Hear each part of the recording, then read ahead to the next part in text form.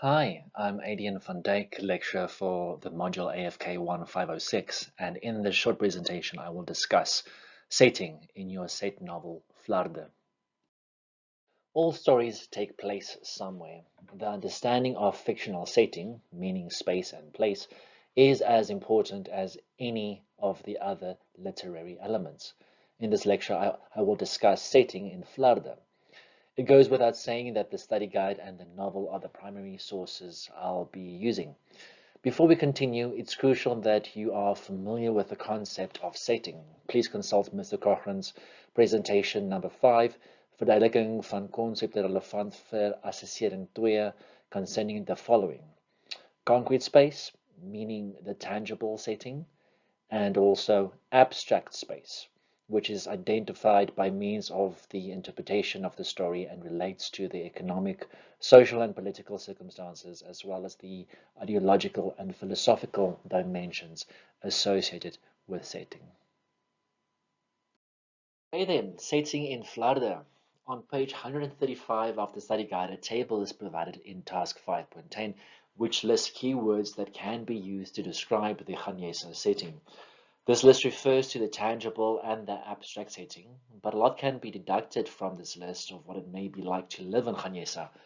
Is the description one of positivity? Words like dust, extremely hot, dry, little rain, poverty, ugly setting, depressed, and difficult working circumstances paint a dire picture. One can therefore assume that Ghanesa is not a pleasant place to live, at least in the fictional context of the novel. Such descriptions must be used to interpret the novel relating to the setting, but also concerning the relationship between setting, character, and theme. The many references to dust, wind, and heat is one such example, as these nature elements are important motifs that acts in creating a link between the chapters.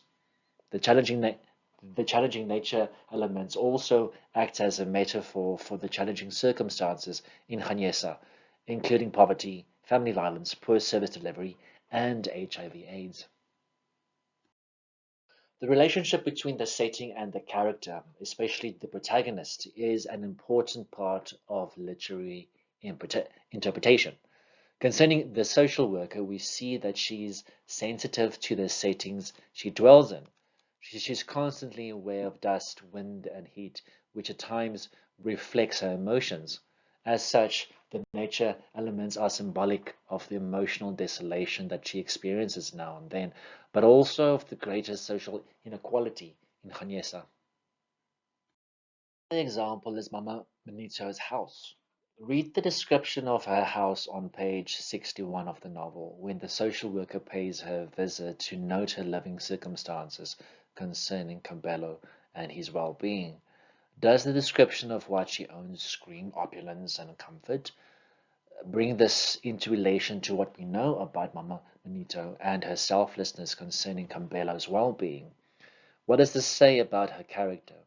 Does the setting most directly associated with her act as another element that characterizes her? Lastly, the relationship between the setting and the theme is of equal importance.